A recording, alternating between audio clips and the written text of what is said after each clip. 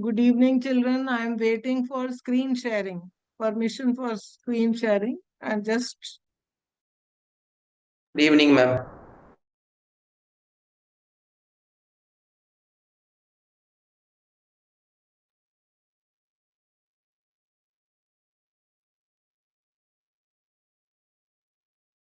please allow screen sharing.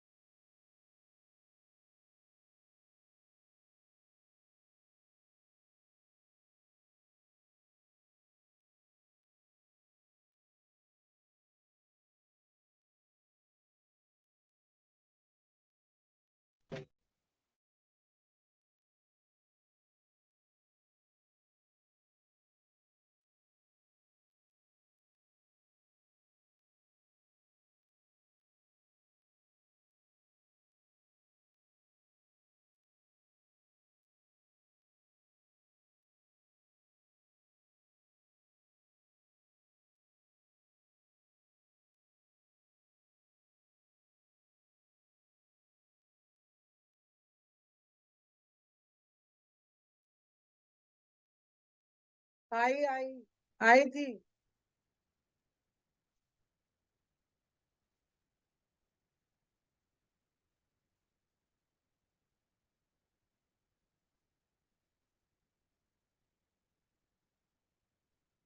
Okay, children, today we are going to start with the coordination compounds.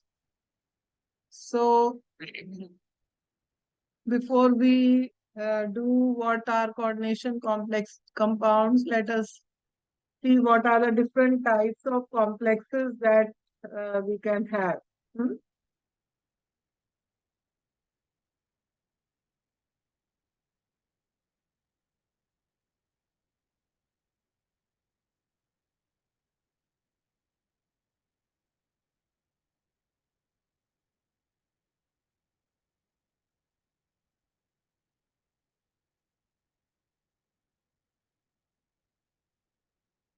Okay. So there are different types of salts that we come across. So first is a simple salt.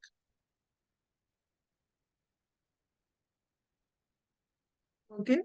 So what is a simple salt? Simple salt, say for example, sodium chloride.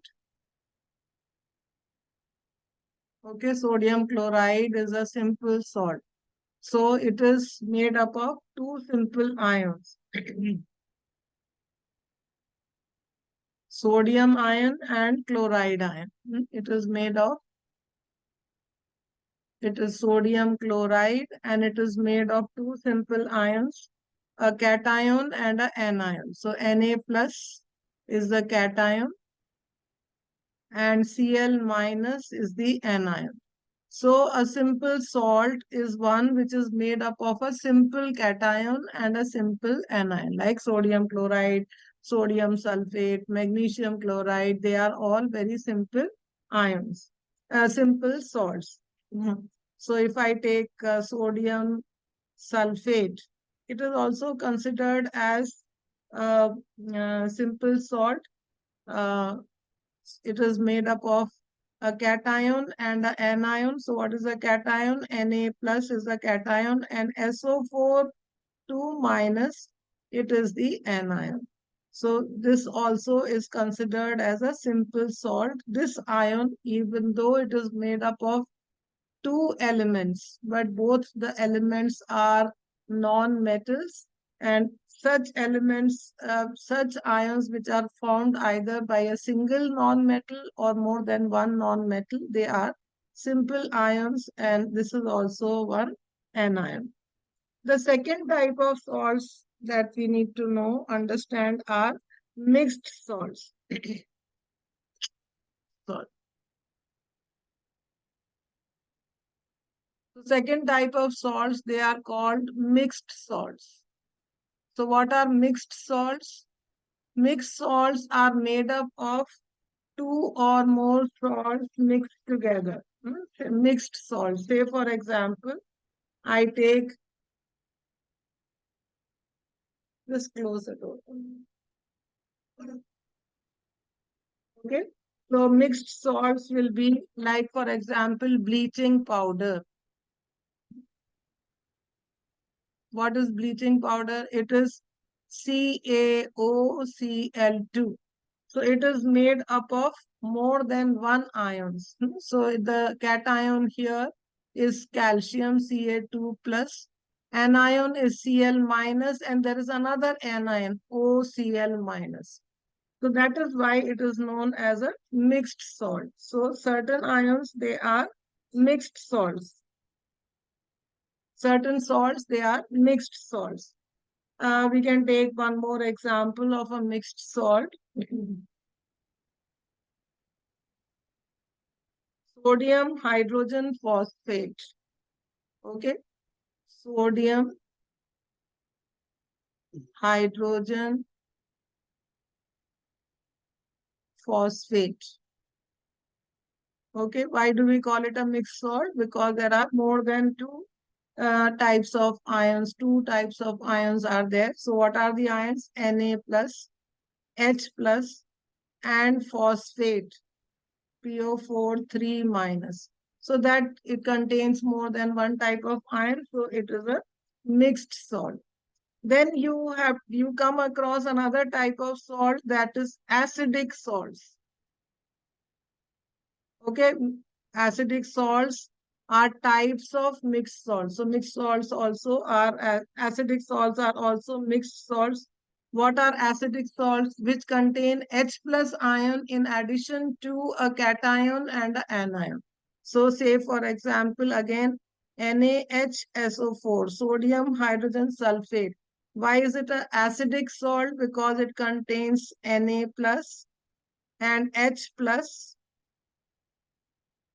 and it also contains SO4 2 minus. These are the ions present here. So since it contains a cation and an anion, in addition to that, you have a H plus ion. That is why it is called a acidic salt. You must have learned how acidic salts are formed. Can anyone tell me how acidic salts are formed? Acidic salts, ma'am. How do we form acidic salts? See, I will explain to you this. See, there are three Ma'am, possible. Yes, should we Hariharan, mix like how? a stronger acid with a weaker base, ma'am? Not really stronger acid. So say for example, if I take sodium chloride, I want to prepare sodium chloride. So I will take sodium hydroxide and HCl. What will I get? NaCl plus H2O, right? So I get the salt that I get is a normal salt. The salt that I get is a normal salt. Okay. Now if I take uh, NaOH and H2SO4, okay, the salt, I will get two types of salts. One where both the hydrogens are displaced by sodium. So what are the possibilities? I will get Na2SO4 plus H2O. 2NaOH will give Na2SO4 plus 2H2O, right? The salt that I get here is a normal salt. Now, supposing I take NaOH and H2SO4, but all the hydrogen is not displaced, then what will I get? NaHSO4 plus H2O. So this is partial neutralization. Partial neutralization means both the hydrogens are not neutralized by sodium hydroxide, only one hydrogen. So there is one hydrogen remaining. So the salt that you get is a acidic salt. Then similarly, if I take calcium hydroxide and I react it with the H2SO4. What will I get? Normal salt, ma'am. I will get calcium sulfate plus 2H2O. This is a normal salt, right?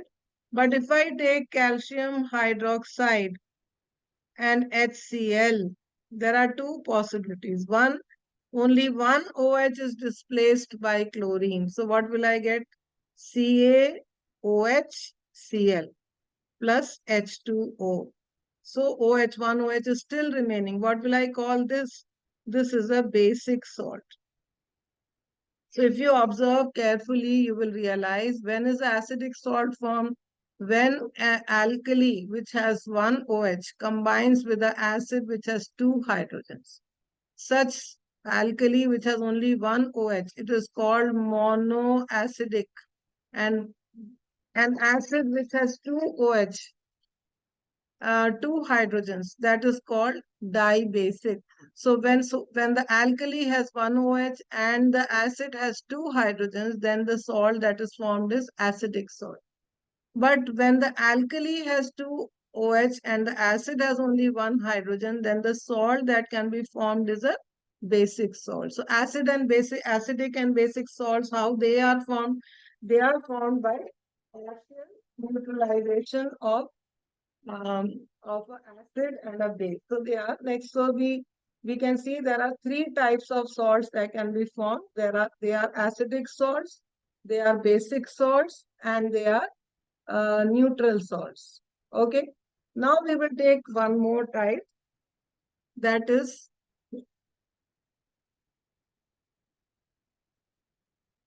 they are the mixed salts.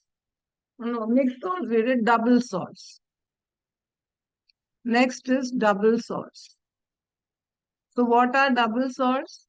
Double salts are those salts which are, which are formed by uh, mixing two salts together. Two different salts are mixed together like you take 1 molar solution of potassium sulfate and 1 molar solution of aluminum sulfate, mix them and crystallize them. You will get common crystals. Example, if I give, you will understand. The example is potash alum. Okay, potash alum. Do you know what alums are? Anyone who understand what alums are?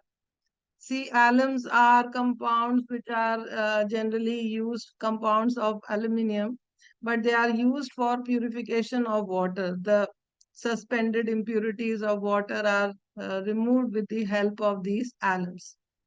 Then, so what is potash alum? It is a mixture of uh, it is K2SO4 dot Al2SO4 thrice dot 24H2O, right? It looks like a big compound, but it is a mixture of potassium sulfate and aluminum sulfate along with 24 molecules of water of crystallization. Why do we put them together? Because the crystals of potassium sulfate and aluminum sulfate are alike. So when you mix these two salts solutions and crystallize, you get common crystals.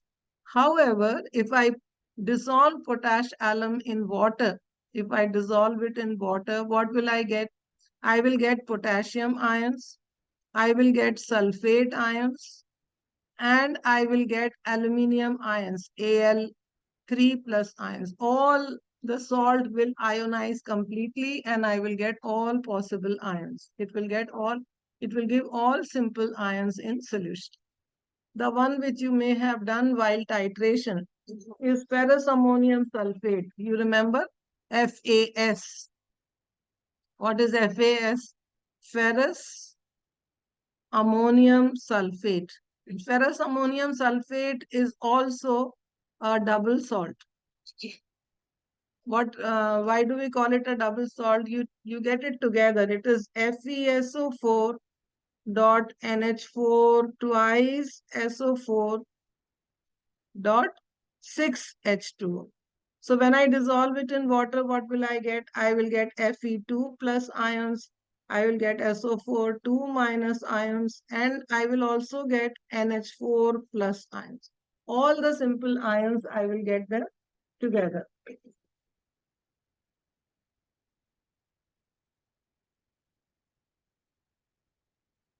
So now we will come to what we have to learn, and these are known as complex salts. So now we will learn about complex salts. Complex salts, what are complex salts? The example is they are the ones which give complex ions in solution. They give complex ions in solution. Okay, so one salt, one such compound that you may have used in the lab is potassium ferrocyanide. Potassium ferrocyanide. Okay, what is potassium ferrocyanide? K4FeCN6.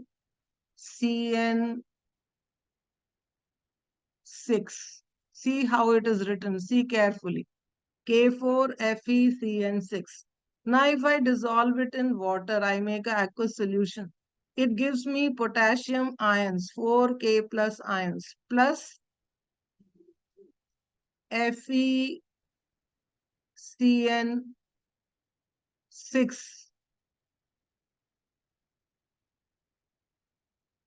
4 minus ions. So it gives this ion that you get.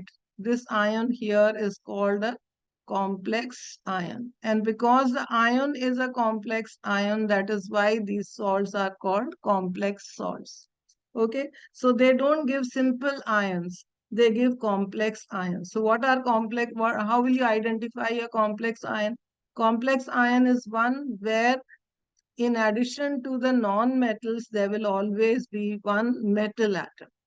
So if the ion contains a metal ion along with the non-metal ions or other ions, other elements, it will be a complex ion. How the complex ion does not dissociate in solution, does not ionize in solution. And the complex ion is always written in a square bracket. So if you find a formula where a part of the formula is written in the square bracket, then whatever part is written in the square bracket is a complex ion. Now I'll give you one more example. See, you know that copper sulfate, supposing I take copper sulfate, right? And I react it with uh, ammonium hydroxide. Can you tell me what I will get? Anybody? If I react copper sulfate with ammonium hydroxide, what will I get? Anyone? Ma'am, Tell me. Hariharan, will you get something? Anything? How will you complete this equation? If I have copper sulfate and ammonium hydroxide, how will I complete this equation? ma'am, Any guess? ma'am, Cu, ma'am, Cu, in brackets SO4, ma'am. CuSO4. If I Sorry, ma'am, react it with CuOH twice, NH, isn't it? OH twice, ma'am. Yeah, and ammonium sulfate, right? This is called double decomposition reaction. You may have learned it sometime earlier. So copper hydroxide and ammonium sulfate will be formed, right? Copper hydroxide and ammonium sulfate. This is a blue precipitate, pale blue precipitate. Now, if I take this copper hydroxide, right, and I react it with more ammonium hydroxide. So there is always NH4 twice SO4, and I add more ammonium hydroxide to it, right? Then what happens is this blue precipitate dissolves, right? So what do I get? CuNH3 whole 4. I have written it in a square bracket, SO4 plus 4H2O. Right? Now this salt, this solution that I got, how did I get it? Because it becomes a deep blue solution. So why did this happen? Because the precipitate that I formed here, that was formed here, it changed into a complex ion. So what I have written in the square bracket, that is a complex ion. So uh, whenever there is a complex ion formed in a solution, then such salt is known as a complex salt. So we are going to learn about those salts which have one or more complex ions. Either the anion is a complex ion or a cation is a complex ion. Either anion is complex or cation is complex.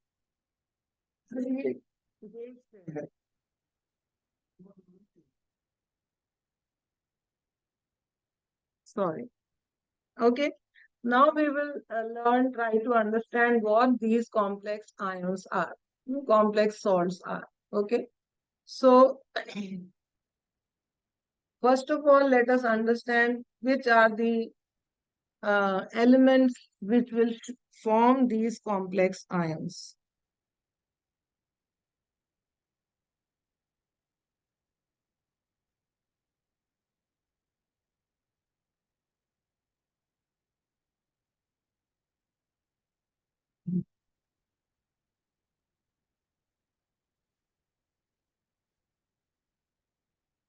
Sorry for the little disturbance today.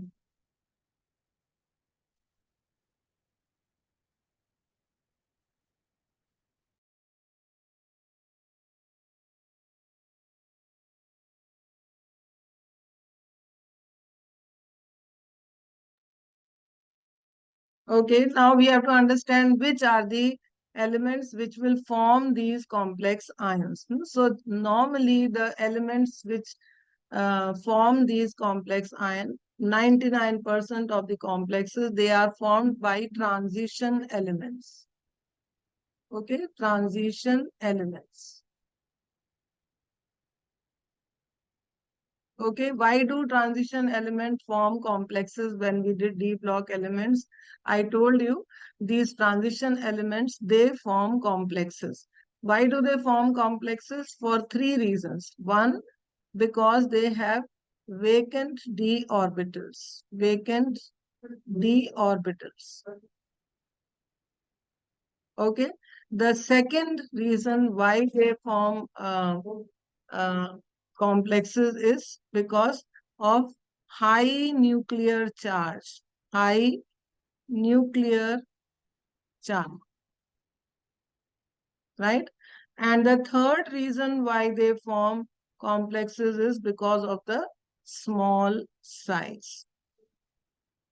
Okay, so D block elements, they have a comparatively small size. The nuclear charge is very high and they have vacant d orbitals, because of which the transition elements, they are the ones which form these complex ions. They form these complex ions. Now let me take one example. Say for example, you take chromium. Okay, chromium, if it combines with chlorine, it forms chromium chloride, right? What is the oxidation number of chlorine here? It is +3, and it has formed a ionic compound with 3 chlorine atoms. So chlorine is +3 and chlorine is -1 and chromium is +3, and a simple ionic compound is formed here. But if I add, so if I draw the structure of chromium ion, how will I draw? Chromium has, what is the atomic number of chromium? All this we have learned while, no, we didn't do it, but you know how to draw the, find the number of electrons in chromium 3 plus. So first write the atomic number. What is the atomic number of chromium? Tell me. Scan through very clear. So it is 24. 24. So how will you write the configuration? It is argon, right? 4s2, 4s1 and 3d5. This is chromium, right? Now, when I have to write chromium 3 plus, then what will be the configuration? It will be argon. 3 electrons will go. So what will remain? 3d3. 3d3. Now, if I want to show it in the form of squares, just like rooms in a hotel, how will I show? 3d3. So I will show it here. This is the 3d orbital of chromium. 1, 2, 3, 4, and 5. So this is 3d. This is 4s, 4s, and this is 4p. Now you should also understand that 3d, 4s, and 4p have almost similar energy. 4s has in fact lower energy than 3d. That is why it gets filled in first.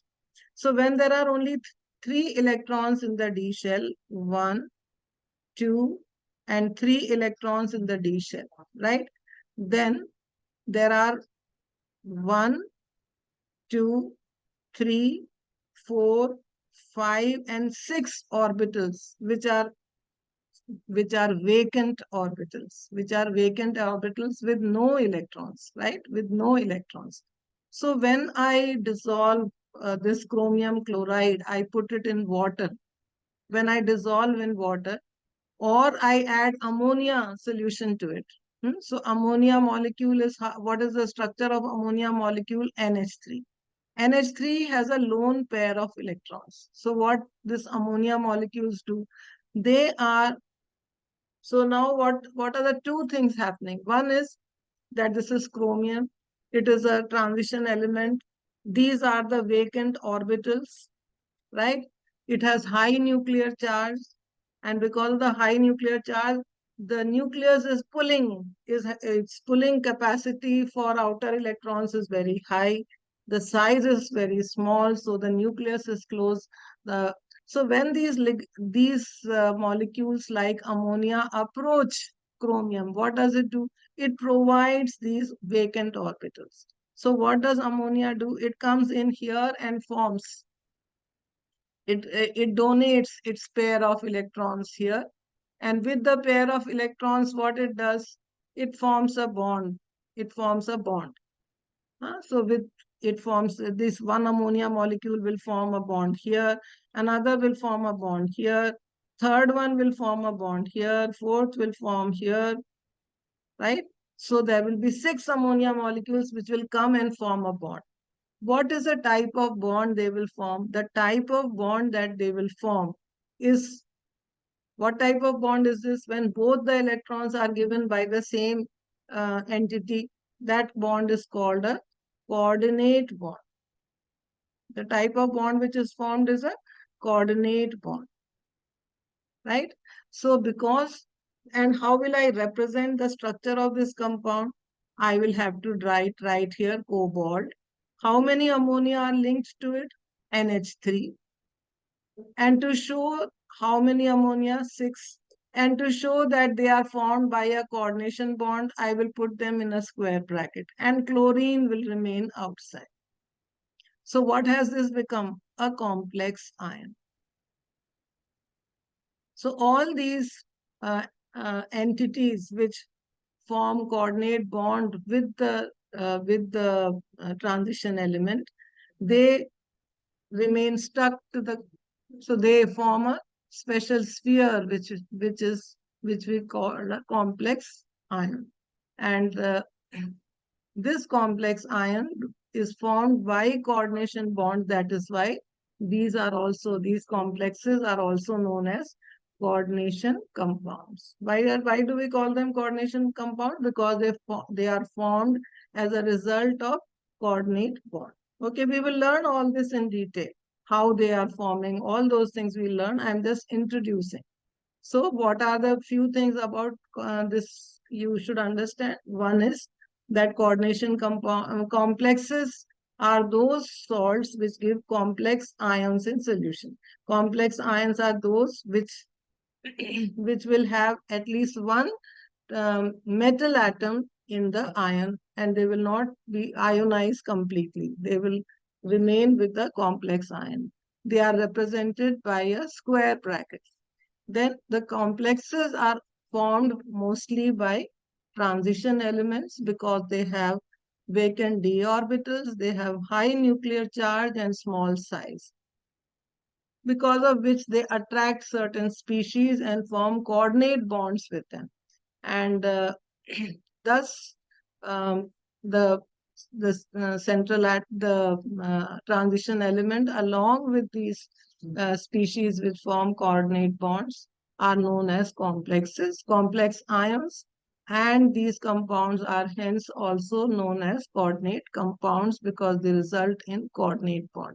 Now, is there any one of you who doesn't understand what is a coordinate bond? What is the difference between a covalent bond and a coordinate bond? Do you understand? Sanjay, what is the difference between a covalent bond and a coordinate bond? Anybody? Ma'am, Ashwin, ma'am, tell me. covalent bond means sharing of electron pairs, ma'am. Yes, yes. And I I have no idea about coordinate bond, ma'am. okay, so very good, very good. I'm very happy to hear an answer from you, which is right answer. So let me explain to you here because when we are talking of something, we should understand all the terms. So there are, three types of bonds that you must have learned. One is the ionic bond. Okay. How is an ionic bond formed? It is formed when, say, for example, one element donates and the other accepts. Okay, so when sodium and chlorine, they form a bond. How is it formed? Because sodium uh, is 2, 8, and 1, and chlorine is 2, 8, and 7. In order to complete the octet, this one electron goes to chlorine. So sodium becomes Na plus and Cl becomes Cl minus. So there is a force of attraction between them. So ionic bond is actually a force of attraction which holds the ions together. That is the ionic bond. One gives and the other takes. Then there is no sharing in case of ionic bond. Always one is giving, other is taking. In covalent bond, as Ashwin rightly said, that there is a sharing of electrons. So for example, if there is a bond formed between uh, hydrogen and chlorine, this is one electron of hydrogen, these are 7 of chlorine. So what happens, this hydrogen has 2 and chlorine. Now, in order to complete their duplet and octet, they share one electron. This shared pair of electron is written by a straight line, and that is HCl. Right? So this is a covalent bond. Now, in certain cases, like in the case that I was trying to explain here, so there is, supposing I have a uh, ammonia molecule, ammonia. This is ammonia. It has, I hope you understand the single line that you have drawn here. It is representing what? It is representing a bond pair, right? And this two dots, what are they representing? They are representing the lone pair. So one is a 3 bond pairs and one lone pair. Now, when this ammonia, I will draw ammonia like this now. I've changed the direction and this is the lone pair. When it reacts with, supposing it reacts with H plus. Okay. So when it reacts with H plus, what will happen? This H plus has no electrons. And nitrogen has 2 electrons. So for forming a bond, how many electrons are required? 2. So what happens? Nitrogen and hydrogen, they both share these 2 electrons. But unlike the covalent bond where one was given by the hydrogen, one was given by chlorine, here both are given by nitrogen and shared by both. Okay, so the electrons are given only by one element but shared by both. So how do we show, what happens here? Actually, N, H, H, H. And when I form a new bond here, nitrogen acquires a positive charge. Why does nitrogen acquire a positive charge here in this case? It is because nitrogen is donating a pair, one electron to hydrogen. You can understand it like that also. Nitrogen is giving one to hydrogen. So hydrogen has one, nitrogen has one, they can form a bond together, right? So such bond formation where both the electron of the bond pair belong to only one of the element, that is called a coordinate bond, right? So in coordination compounds, these coordinate bonds are formed. Several coordinate bonds are formed, and that is why they are also known as coordination compounds. Okay, now we will spend a little time to talk about history, because that is also a part of our syllabus. So we will talk about, Ma'am, yes, tell me, can you go to previous slide for 1 minute, ma'am? this one? Yes, ma'am. Hmm.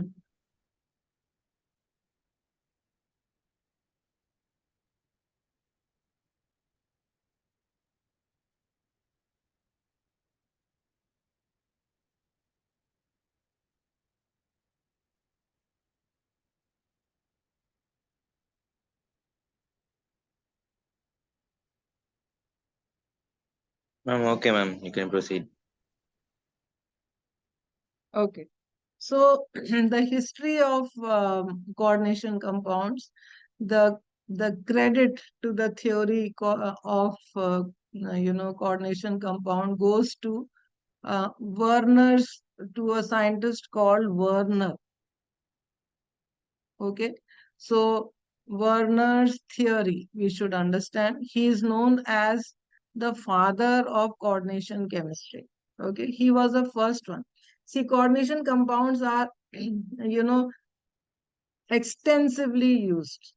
Extensively used. There are lots of organic compounds that we come across in our everyday life. The three very important coordination compounds. Hmm? One of them is hemoglobin. Have you heard of hemoglobin? Anybody? You must have heard when you go for a blood Ma'am, test, you measure HB, hemoglobin. Yes, what is hemoglobin? ma'am, they are present in blood, ma'am. Yes, it is present in the blood. Hemoglobin is present in the blood. So hemoglobin is a complex. It's a complex where the central atom or the transition element present in hemoglobin. Can you tell me what is the transition element present in hemoglobin? It is iron. That is why when your hemoglobin is low, we say there is iron deficiency. You are supposed to eat iron. So hemoglobin is also a complex salt. It's a complex substance. Similarly, vitamin B complex, we call it vitamin B complex, right? Vitamin B complex. It is uh, one of the type of vitamins. What is the metal present in it? Cobalt. Okay, just 1 minute.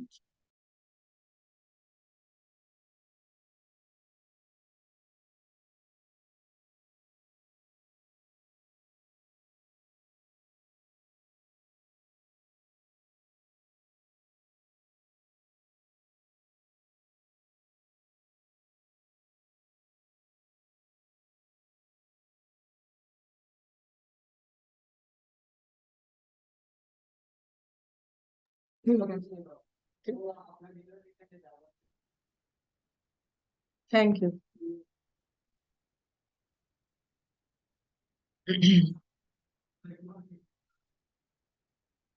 वो ले cover ले आए अच्छा Now, so what did this Werner do? So Werner was working with uh, a few simple salts. So, like for the main salt that he worked with was cobalt chloride, right?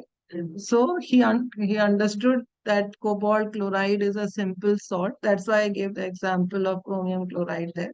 So cobalt chloride is a simple salt, and if I take cobalt chloride and put it in solution, and I add silver nitrate to it, I will get silver chloride. This reaction also, I hope you understand that if there is any ionic compound, if there are chloride ions in solution, say for example, if I take sodium chloride and I react it with silver nitrate, these are all 9 standard reactions, children. I hope you know them. So what will you get? Who will tell me the answer? Sodium chloride and silver nitrate. What will you get? Anybody? Sai Krishnan, nowadays you are very quiet. Tell me something that I know that Ma'am, you are around. Hmm. What will ma'am, you get? is it silver chloride and sodium nitrate, ma'am? Yes, silver chloride and sodium nitrate, right? So silver chloride is a white precipitate. Okay. If you have done salt analysis in school, in practical, you would have learned how to identify chloride ion. So if there is a chloride ion present in solution, if you add silver nitrate, you will get silver chloride, right?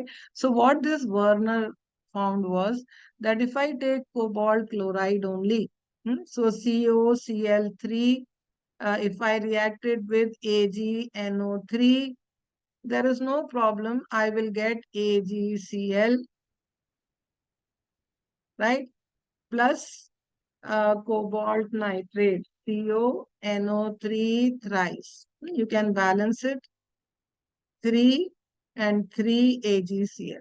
So 3 moles of silver chloride will be formed when I take cobalt chloride. Then what he did was, he actually added ammonia to silver chloride.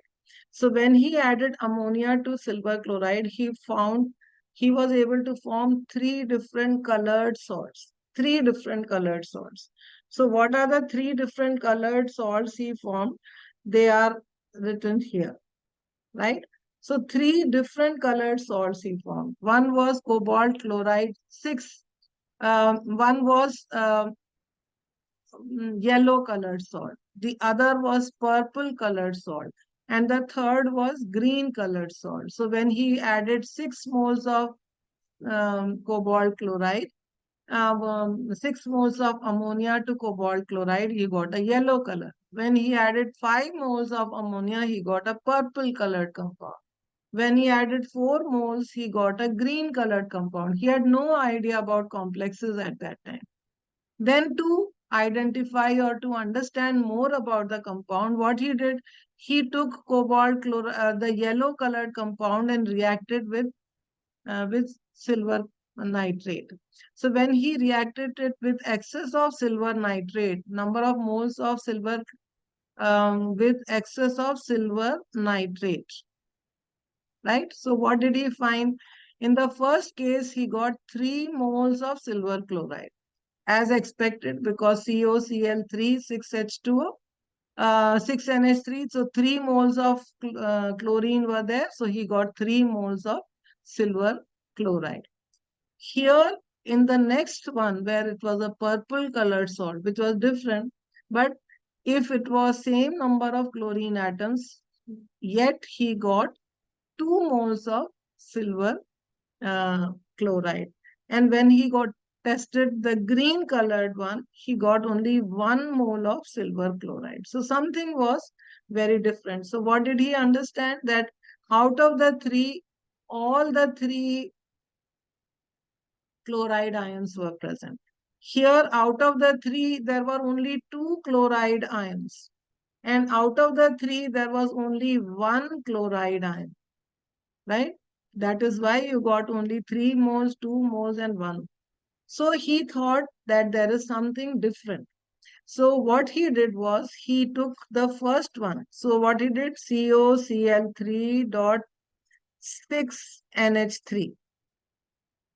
So what ionized, he put them out. What did not ionize, he put it in a bracket like CO.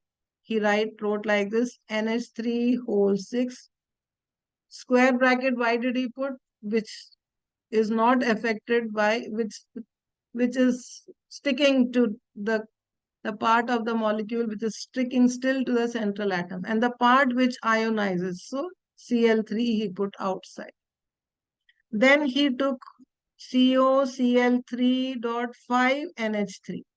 So what he did, he put in the square bracket, he put CO NH3 5 times, and 1 Cl he put inside, and 2 Cl he put outside, right?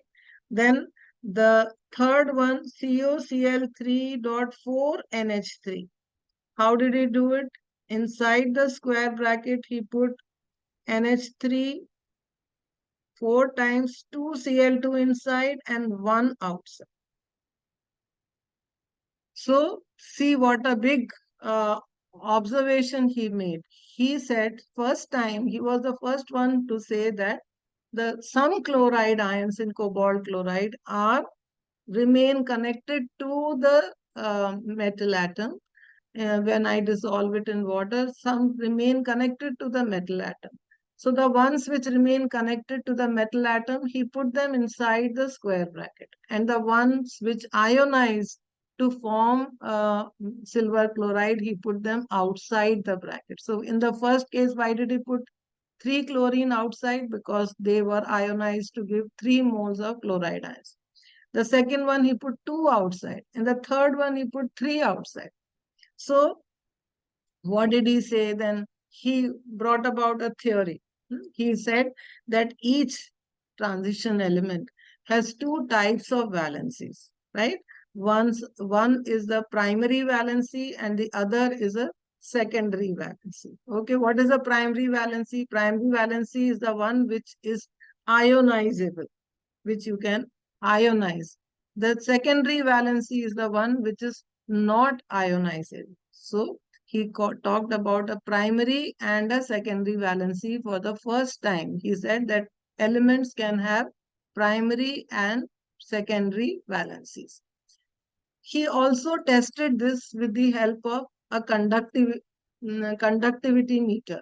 So what does now you have done electrochemistry. So what does conductance depend on? Conductance depends on the number of ions.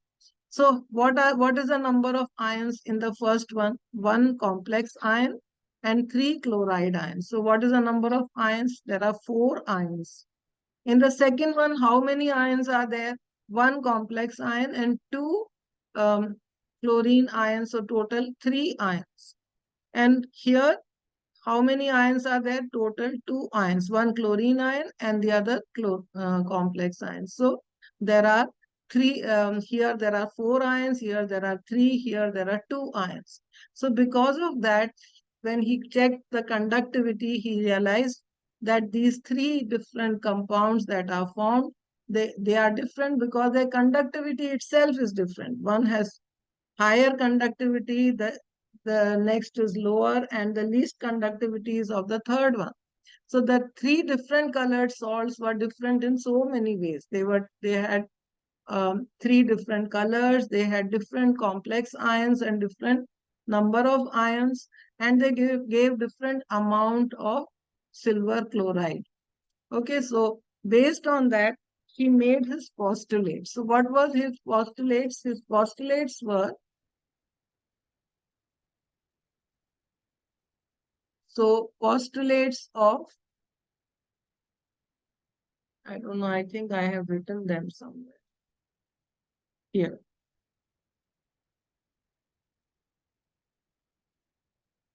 So postulates of Werner's theory. Okay, what are the postulates of Werner's theory? He propounded his theory on coordination compounds. In coordination compound, there are two types of linkages, two types of valencies, primary and secondary. The primary valencies are normally ionizable and satisfied by negative ions. Okay. And secondary valencies are non-ionizable. They are satisfied by both neutral molecules and negative ions. The secondary valency is equal to the coordination number and it is fixed for a metal. So the secondary valency, he gave the name coordination number, and that he said is fixed for all metals. And the ions and groups bound by secondary linkages to the metals have characteristic spatial arrangements corresponding to different coordination numbers. Okay, so he also first time showed a different method of showing a compound. All these postulates you can, when you go through this PPT, you can note it down. So mainly what did he say? There are two types of valencies: primary valency, which is ionizable; secondary valency, which is not ionizable. Secondary valency is same as coordination number. It is known as coordination number, which is fixed. Now here, if you look, what did he mean by that? He meant that the coordination number is fixed. So number of entities which are inside the coordination sphere, inside the square bracket, attached to the cobalt are how many? In the first case, there are 6. In the second case, 5 plus 1, 6. In the third case, 4 plus 2, 6. So this number is always fixed for each element. Okay. And the shape of the molecule is decided on based on the coordination number. What decides the shape of the molecule? The coordination number. So he gave a method of writing his representing a coordination compound.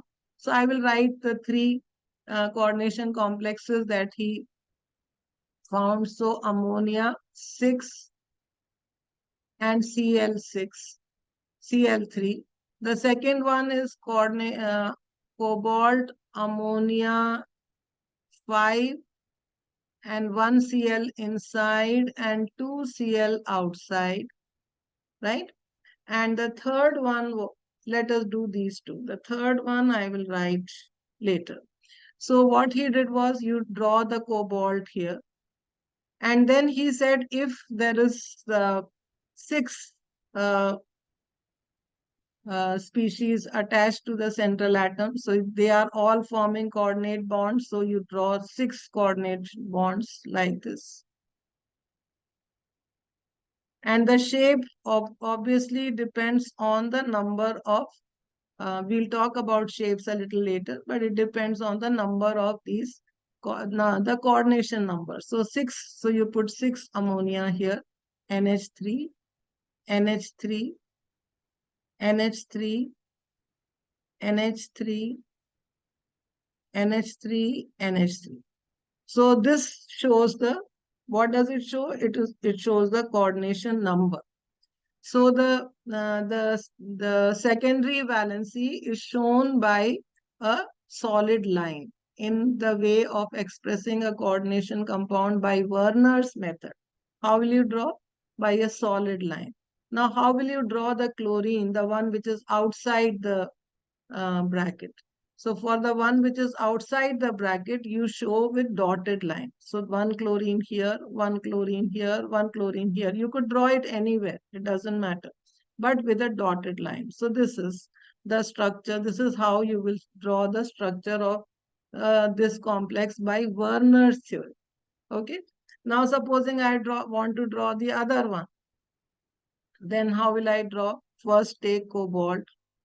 And then you draw the 6, 1, 2, 3, 4, 5, and 6. They will be drawn by a solid line. So how many are ammonia? 5.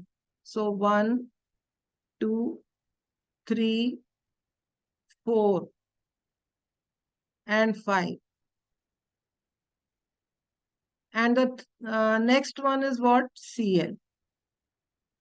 Right? Now, how many chlorine are there?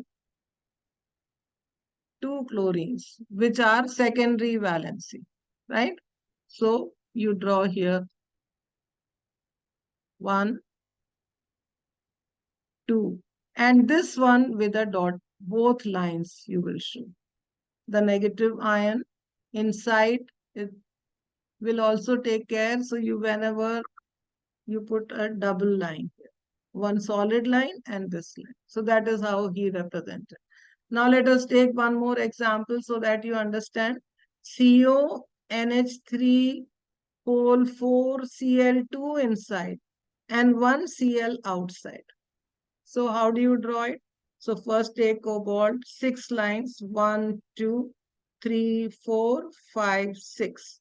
So write 4 NH3, 1, 2, 3, and 4. And how many chlorines will I draw? 1 and 2, right? And how many chlorine remain other than that? Only 1. So draw 1 chlorine here.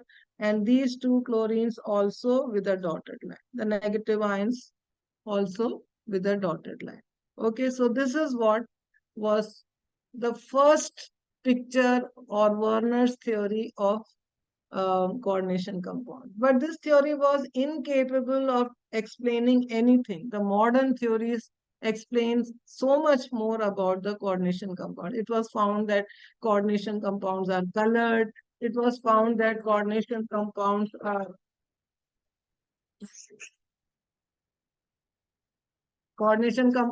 colored. They have, they are, some are paramagnetic, some are diamagnetic. All those things could not be explained by Werner's theory. He could only say that complexes are formed, and they are formed because the transition elements, they have secondary valencies. To satisfy their secondary valencies, they form coordinate bonds with certain molecules, and the complex ion is represented inside a square bracket. He introduced the square bracket. So now this was the basis of all the coordination compounds. Now we need to go slowly towards the modern theory. So theories we will understand later.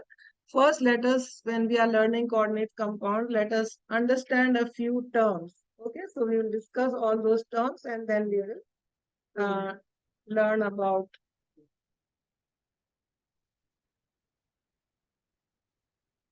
just 1 minute.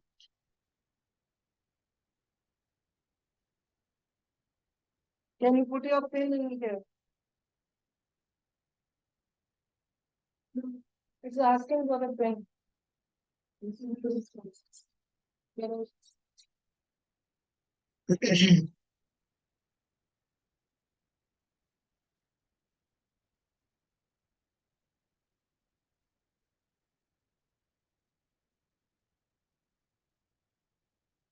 So, to understand all the terms included in a coordination compound, when we talk about it, I will write one coordination compound that we have been writing several times, right? Square bracket and Cl3. Okay, so the first thing that we should understand is a coordination sphere. So these are terms that you should understand. Coordination sphere. So how do you identify a coordination sphere? Anything enclosed in square bracket. Enclosed in square bracket. That is the coordination sphere. Then the second thing you should understand is the ionization sphere. Ionization sphere. So I hope you understand that also now.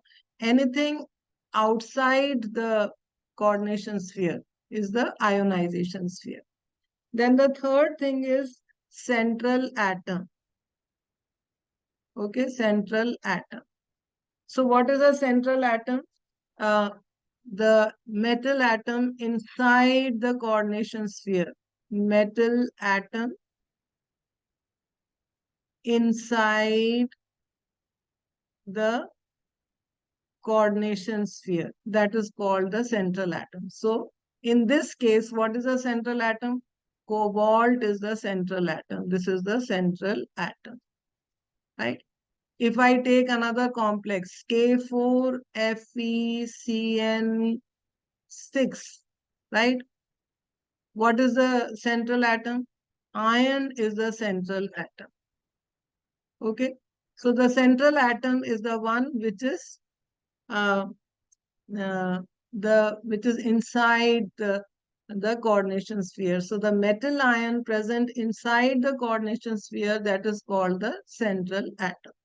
Then the fourth one is you should understand a ligand. So all those species inside the square bracket which are directly connected to the central atom, they are known as ligands. So these ligands, what can be the ligands? In this case, ammonia is a ligand. In this case, CN is a ligand. So these are ligands, right?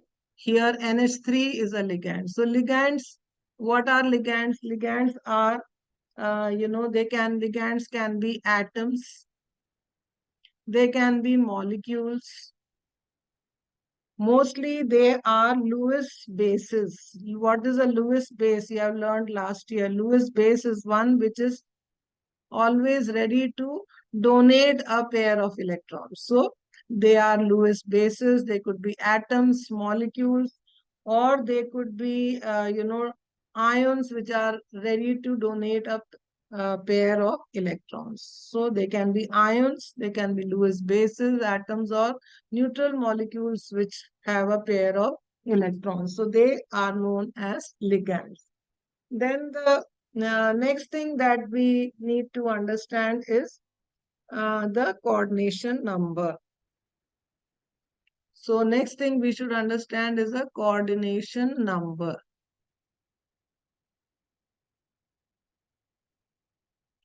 So what is the coordination number? The coordination number is the number of ligands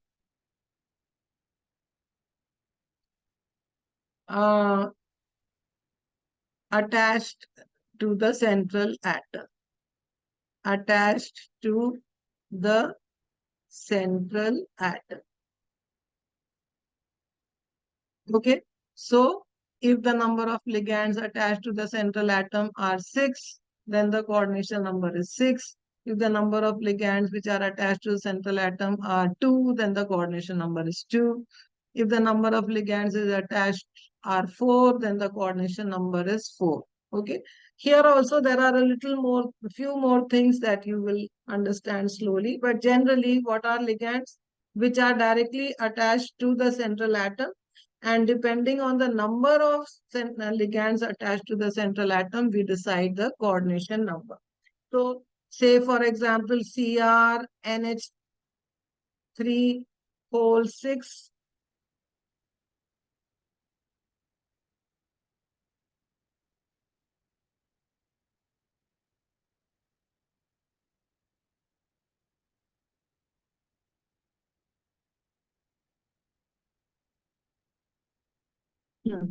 So CrNH3 whole 6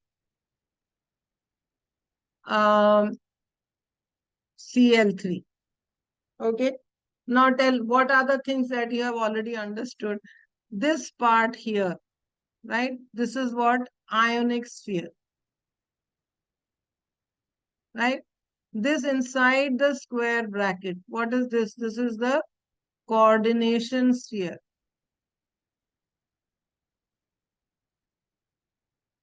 SPH, right? And this chromium is what? This is the central atom, right? And this ammonia, 6 molecules of ammonia, what are they? They are ligands. And what is the coordination number? Coordination number is the number of ligands which are attached to the central atom. How many are attached? 6. So the coordination number is 6. Okay. So coordination number is the number of ligands which are attached to the central atom.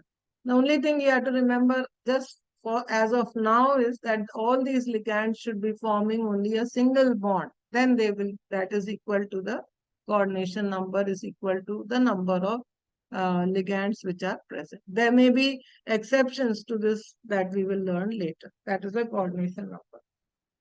Now the next thing that we need to learn here is one more thing that we have to understand.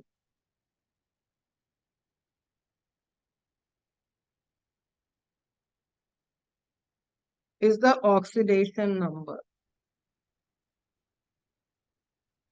Okay, so oxidation number. Oxidation number of the central atom. Oxidation number of the central atom. It is found in the same way as you find the oxidation number of any other element, any other in any other compound, wherever you find the oxidation number, same method. So say for example, K4FeCN6. So now this is a complex ion, you understood. This is the complex ion. This is the ionization sphere. This is a coordination sphere. The central atom is Fe. Cn is ligand. The coordination number is 6. All these information you understood. Now you have to find the oxidation number of the central atom, because this is important to understand. We are always calculating the coordination number of what? Of the central atom. How will we find? In a complex ion, the sum of all the oxidation numbers will always be equal to 0. So potassium, you know, oxidation number, alkali metal is always 1. So 1 into 4 plus 1 into 4 is 4. Plus Fe, I don't know, I have to find out. Cn, the oxidation number of Cn is -1. So -1 into 6, so it is -6 is equal to 0. So what is X? X will be equal to +2. So coordination number of ion here is what? +2. Like that, you will have to find the coordination number. Now, supposing it is CuNH3 whole 4 square bracket, and sometimes it is given as an ion, Cu2 plus ion. How will you find? So X, ammonia is neutral.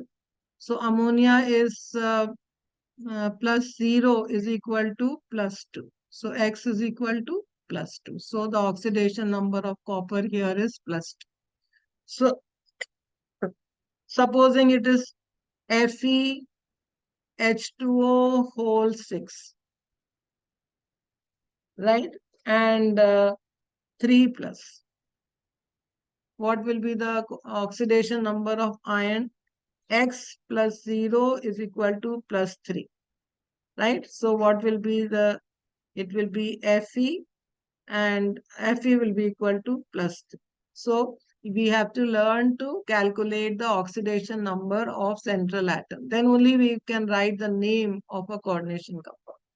The last bit of this part, what you need to understand is that in these complexes that I wrote here, whatever you write first is a cation, whatever you write second is an anion. So in the first example, what is the complex ion? The anion is a complex ion. So when anion is a complex ion, then you call that complex a anionic complex. What do I call this one? Anionic complex. When do I call it an anionic complex? When the complex ion is a anion. Now supposing I take another one which I have been taking several times, CONH3 whole 6 NCl3, right?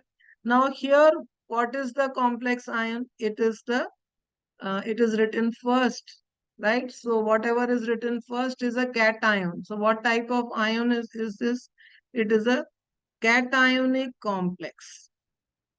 So some complexes are cationic, some complexes are anionic. How will you recognize? If the complex ion is written second, then it is anionic. If it is written first, then it is cation, right?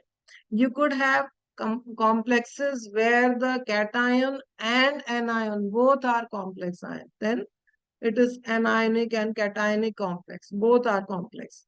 Mostly we have either anionic or cationic complexes. Okay. Now, if we have understood this, then we will learn a little more about these ligands. We will learn a classification of ligands. Okay. So let us, all these terms, let us first finish understanding, then we will start not naming them. So first, let us understand the classification of ligands. Classification.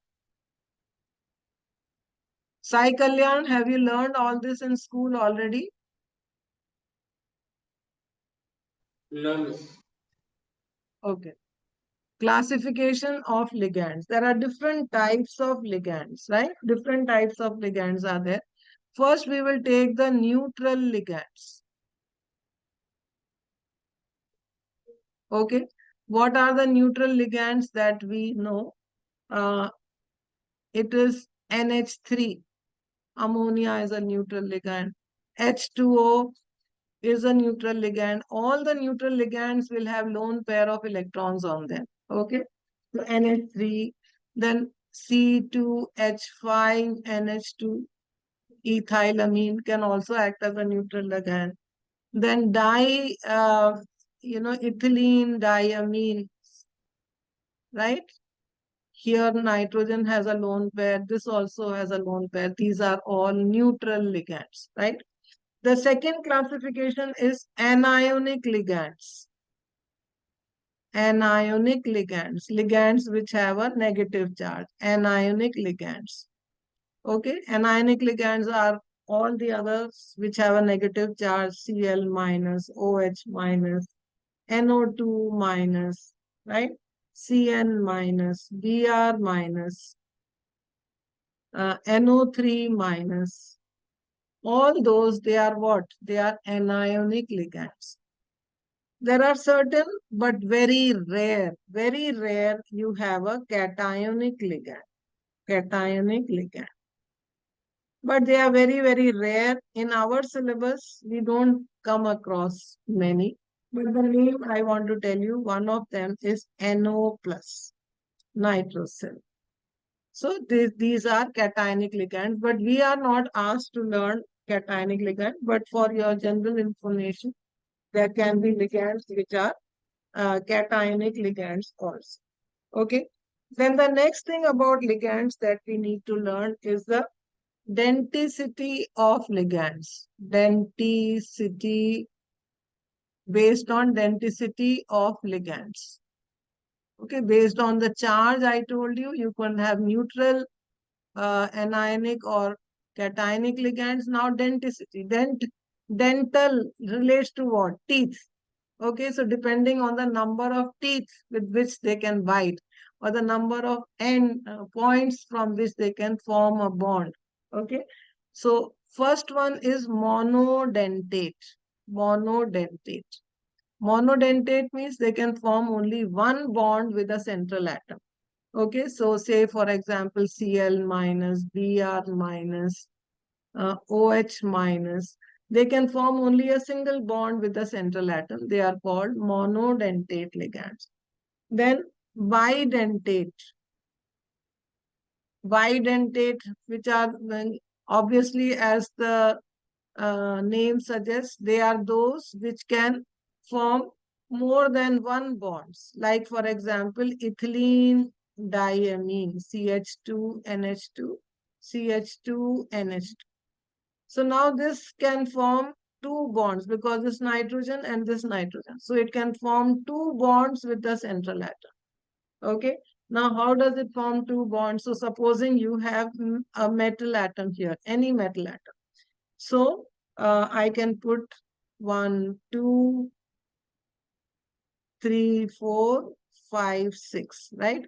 So NH2, NH2, CH2, CH2, right? Then NH2, NH2, CH2, CH2, right? And here also NH2, NH2, and CH2, CH2. Right?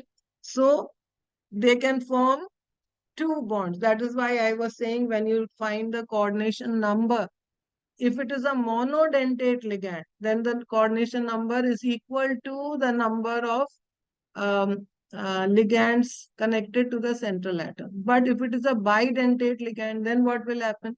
Then you have to be very careful. Now, how will I write the formula of this?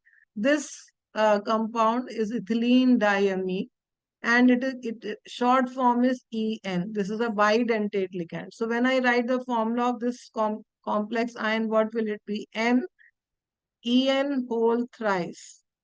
Like this it will. Now, En whole thrice, so there are only three ligands. But what is the coordination number? Coordination number will be equal to 6. Why? Because each ligand is forming two bonds. So, basically, what is coordination number? The number of sigma bonds which are around the central atom. So, if the number of sigma bonds are formed around the central atom are 6, then the coordination number is 6, even though the number of ligands are only 3. Okay, so bidentate ligands are those which can form two sigma bonds with the central atom. Two sigma bonds with the central atom. Then similarly, you could have a tridentate, tetradentate, and even a hexadentate ligand. Okay, so we will not talk about tri and tetra, but we will talk about hexadentate ligand. Hexadentate, because tri and tetra, nobody asks you. Hexadentate ligand. Now, one very interesting hexadentate ligand is EDTA. EDTA. What is EDTA? Ethylene diamine tetraacetate. Tetraacetate. Okay. This single ligand can form 6 bonds with a central atom. Now, EDTA, you know where it is used? It is used extensively in purification of water. Extensively. So, it's a very important compound, EDTA. Now, how does it look like? So, ethylene diamine, so CH2, CH2, and N, and tetraacetate, so CH2COO minus and CH2COO minus, and here also N. This has also lone pair, and CH2, OOC, and OOC. One minus here and one minus here. So which are the places where it can form bond? You see carefully. It can form a bond because of the CO minus. It can form a bond. So 1, 2, 3, 4, and because of these nitrogens also. Right? So 6 places it forms a bond with a single metal atom. I have not saved a picture of it to show you, but there are several compounds where, drawing this is not possible. I'll save a picture and keep for you next time. So they can form, they are hexadentate ligands. So those which can form 4 bonds are tetra, those which can form 3 bonds are tri, and those which can form 5 bonds, they are hexadentate ligands. Okay, so that is based on how many bonds a ligand can form with the central atom. Okay, so that. Now let us learn a little bit about what are the different ligands and what they are called. So I will just take a picture, just 1 minute.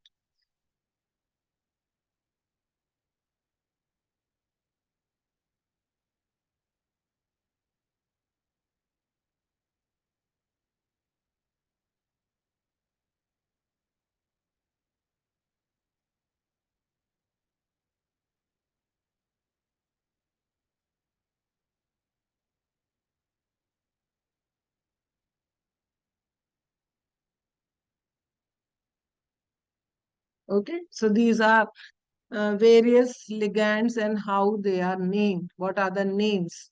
Okay, so this is one possible name. I think I should change this because this is an old one. I'll change it. Delete. So I'll write down the names here because I don't have a table of the. So ligands, some ligands I will name and I will write their valency also. So some ligands name and valency. Okay, so like for example, F, ligand is F, name is flurido. Okay, and valency is minus, I can write here, -1. Okay, if I take chlorine, what will I call it? Chlorido. Valency is -1. If I take CN, it is cyanido. Cyanido, -1. Okay. Then supposing I take some neutral ones. So CO, this is called carbonyl. Okay, its valency is 0. Then I can take NH3, right? It is known as amine. Now you pay attention to the spelling. Two M's together. If the spelling is not right, then you will not get. Then H2O, it is aqua. This is also a neutral ligand. Then if I take NO2, it is nitrito, nitrito, and it is -1. This is called nitrito N. Then ONO, nitrite only, but written as ONO. This is called nitrito O. This is also -1. So there are several ligands, and by looking at this, I think you can figure out. I will put in a list also when we start doing the nomenclature. So you can name different ligands by at most of the cases you end it in IDO, flurido, chlorido, idido, nitrito, cyanido, like that. And you by practice you will also know their charge and their valencies. So neutral ligands, some are neutral ligands, some are okay. You have hydroxido. So various types of ligands are there. Okay. Then you also have to understand the so let us now, before we close, there is time, we will now try to uh, name a complex ion. How to name a complex ion. So uh, first we will try to name a um, cationic complex. Cationic complex. So whenever you want to name one ion, a cationic complex, there are a set of rules that we follow and then we name it. So let us take one complex ion and try to name it. So CO, NH3, whole 5, Br, and Cl2. Now how to name this? So first, the cationic complex, obviously you will name the cation first. So you first, the method is you name the ligands in alphabetic order. Okay, so how will I name the ligands in alphabetic order? What are the ligands? NH3, it is called amine, and Br, which is called bromido. So A comes first. When you look at penta, tetra, they are never considered for alphabetic order. Only the basic name should be considered. So what will I call this one? It is penta, right? Then this is amine. So continue A-M-M-I-N, pentamine. bromido, right? Pentamine bromido. Then you write the name of the metal, cobalt.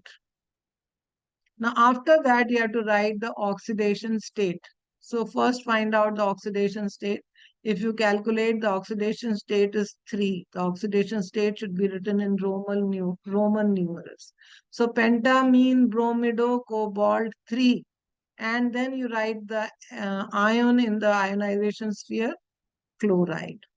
The number, the subscript of the anion you don't have to put. You don't have to call it dichloride, chloride. Okay, there can be only 2. If you look at this oxidation number, you will understand. It just has to be written as chloride. So pentamine, bromido, cobalt 3 chloride. Then let us name one more. Fe H2O whole 6 and Cl3, right? So in order to name it, first find out the central atom. What is the central atom? Fe. What is the oxidation state? Its oxidation state is +3. If you calculate, it is +3 because water is neutral. So how will you write the name? 6 means hexa.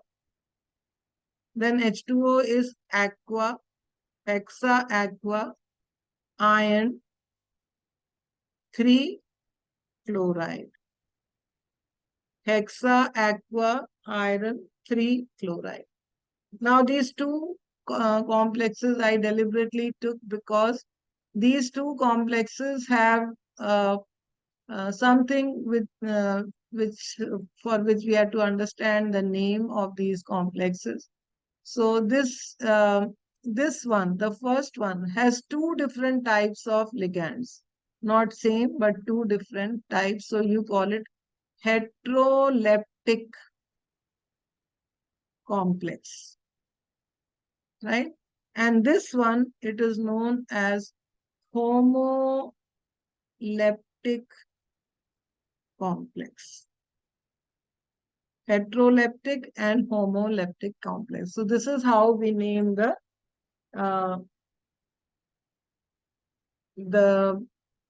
cationic complexes. Okay, we'll just name 2 more and then we will stop.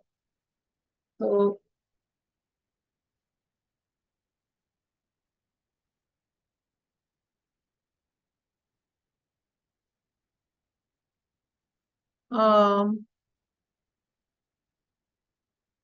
let us name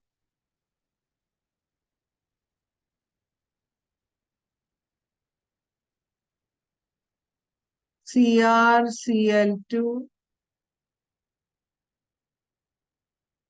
H2O4,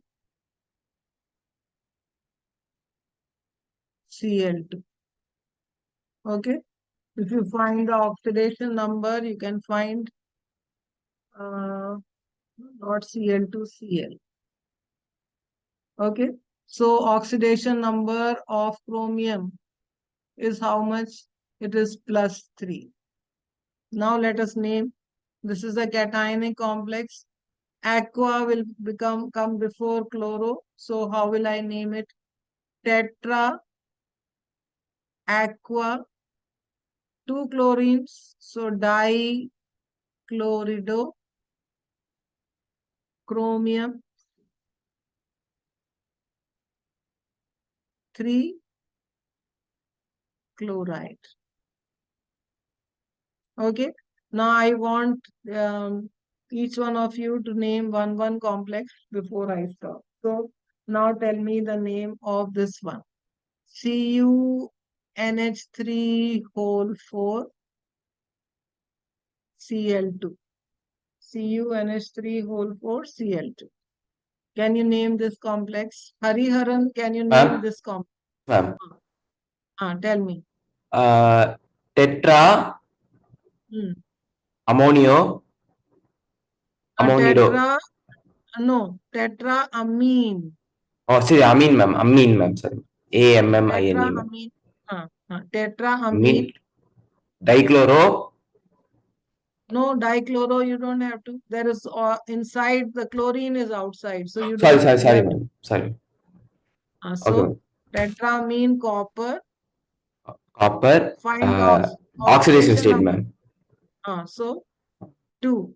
It is 2 Yes, ma'am. here. And then Dichloride, ma'am.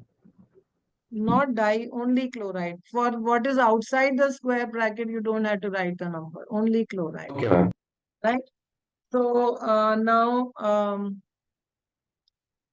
Sai Kalyan, you please name it. It is, let me write Ag NH3 twice Cl. Sai Kalyan, can you tell me? Miss Di, Di, what? Amine, Amin, right? yes, Miss Di, Amin, silver, For oxidation number is 1. Oxidation 1, status chloride. 1, chloride. Okay, diamine silver, 1 chloride. Ashwin, are you there? Yes, ma'am. Yes, ma'am. So you also name one, then we can stop. So this time,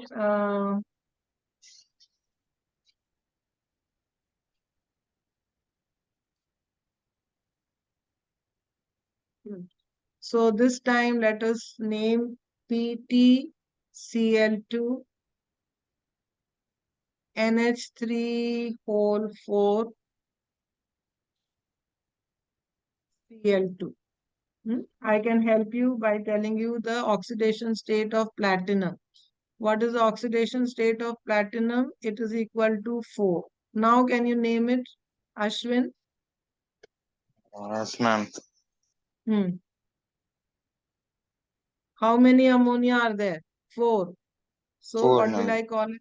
Tetra, So 4 is tetra. ammonium, Then dichloro, ammonia, instead of ammonium, you have to write amine. amine, Tetra amine. dichloro, Dichlorido. chlorido, Dichlorido platinum. Platinum. platinum, chloride, What? chloride, Platinum what? 4. 4. Platinum 4. Chloride.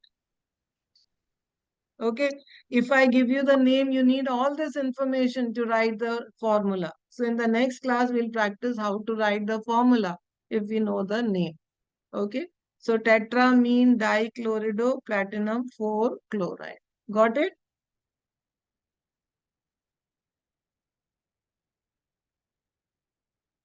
Okay. Thank you very much, all of you, to stay till the end of the class. Bye. Ma'am, See you tomorrow. thank you, ma'am. Thank you, ma'am. Bye.